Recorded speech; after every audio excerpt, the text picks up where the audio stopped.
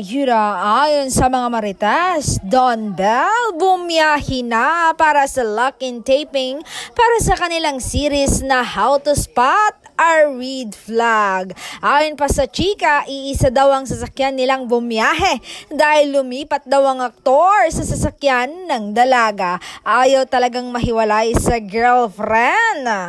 At Bubbly, sumanda na kayo mamaya sa mga ayuda. Malalaman natin kung saan ang next place nila sa taping. Excited na ako sa mga ayuda.